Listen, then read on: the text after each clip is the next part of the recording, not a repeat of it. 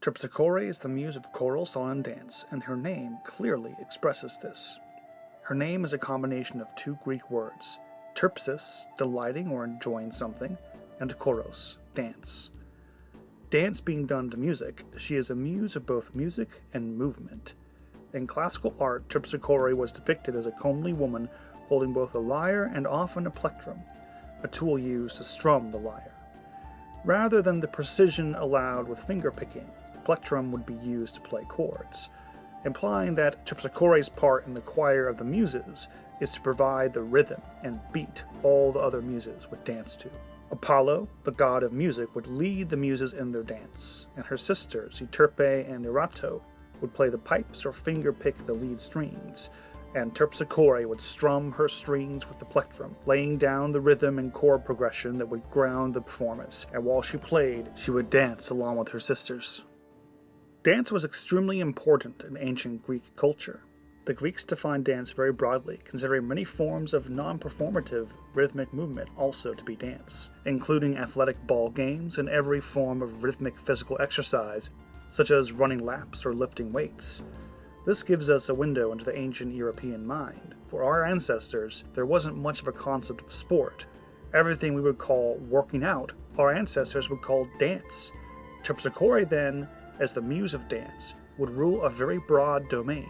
In addition to the performative art of choral dance, she is the muse of all athletics and martial arts.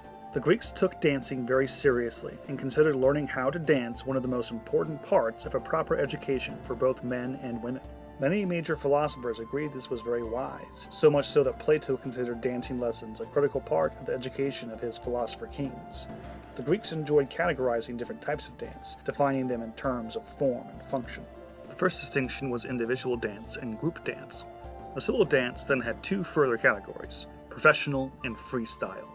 A professional solo dancer would be a master of his or her art, professionally trained, each dance having a rich history as originating in one specific Greek city. There were distinct Athenian dances, Theban dances, and Spartan dances, as varied as the linguistic dialects, regional laws, and foods of each of these places and peoples. Most of the dances, though, seem to have originated in Crete during the Minoan Age, the oldest European civilization. The most famous ancient Minoan dance with a long 4,000-year history was the Pyrrhic dance, the dance of fire, in which a man or a woman dressed as a warrior and would act out a battle with invisible enemies, putting on an intense display of a warrior's prowess. Other dances were often very acrobatic, or would tell a story, or be a simple display of finesse. Considering the variety of many Greek cities, there was a great variety of professional solo dances. The other solo dance was the freestyle, an improvised dance made up on the fly. This was tied to the Greek belief that dancing was the natural response to music for body, mind, and soul. You hear music, you dance. It's simple as that. The freestyle would be expressive, emotive, and very similar to many very modern forms of free-form expressive dance. People would take turns at parties to entertain each other, and at times they would join in. When the Greeks gathered at symposiums, at parties, they would have their own lavish entertainment. They might employ a professional dancer for a special event, though oftentimes they would entertain each other. They might entertain each other by amusing speeches, telling stories, by song, or by dance.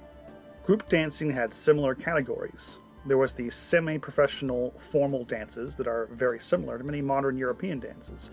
Modern European dances such as the square dance, the riverside, and ballroom dances. The Greeks had their own versions of these. The linear dance was the most common form of Greek formal group dancing, the second two most common forms being the circular dance and the zigzag dance. Greek linear dances would often imitate the labyrinth pattern found on much of Greek art, as people would weave in and out in a set of commonly memorized steps in square or linear patterns. When there was an altar in the middle of the dance would become circular, as people would dance in similar ways that Europeans and other places would dance around maypoles. The Greeks would also dance around altars. These dances functioned to involve many other people within the ritual or ceremony, and so they'd be common things to see at weddings, at funerals, or at festivals. The other very common group dancing was simply the spontaneous revelry at parties or informal gatherings, or whenever folks heard music in public. The natural expression was to dance. And quite often, just as would be a common phenomenon throughout the history of Europe, people would break out into dance quite spontaneously. It's just a matter of sheer joy of life and the soul and body moving to music. Just as with the solo dances, each group dance had its own long history. The most famous of the linear dances was the choral dance that involved singing and dancing together. The most famous of these was the dithyramb, the choral performance I mentioned in my previous video that was strongly associated with Dionysus and the Muse of Tragedy, Melpomene. The dithyramb was a choral performance that combined song and dance together, with often a wild beat. This was introduced to Athens and served to balance the more austere paean, the song of triumph and thanksgiving, associated with Apollo, in which the chorus would sing or chant in gratitude with very steady, consistent rhythm. As a form of religious poetry, the paean would naturally be associated with Polyhymnia. These two art forms served to complete a range of choral performances in Athens that gave rise to the rich variety of choral songs and dance performances, and chants in the theater. Each theatrical genre had its own distinct choral style, modified for the meter of the chorus. Melpomene and Thalia ruled the thematic and emotional aspects of tragedy and comedy. However, Terpsichore has a share in these arts as well, fine-tuning the rhythm and beat of each style to ensure that the dance continued and the movement would feel good. Even when the muses seem to overlap in their interests, each of them often makes a distinct contribution to her spheres. When it comes to dance, Melpomene rules the revelry and mythic spirit of the dithyramb's chorus. Urania, the muse of astronomy, was said to rule the intellectual and theoretical aspect of dance, and how circular dance can mimic the rotation of the heavenly spheres. Just like her sisters, Terpsichore makes her own distinct contributions as well, and that is the joy of movement. As her name expresses, delighting in dance, Terpsichore is the muse who encourages healing through movement. Sometimes when we feel stuck in a rut, trapped or artistically stagnated, going out for a run, taking a lap around the house, or a walk in the woods, or turning on some music and dancing for a bit, can help liberate ourselves from a creative or emotional quagmire. There is great joy in moving the body, and for the Greeks, the body, soul, and mind all move together.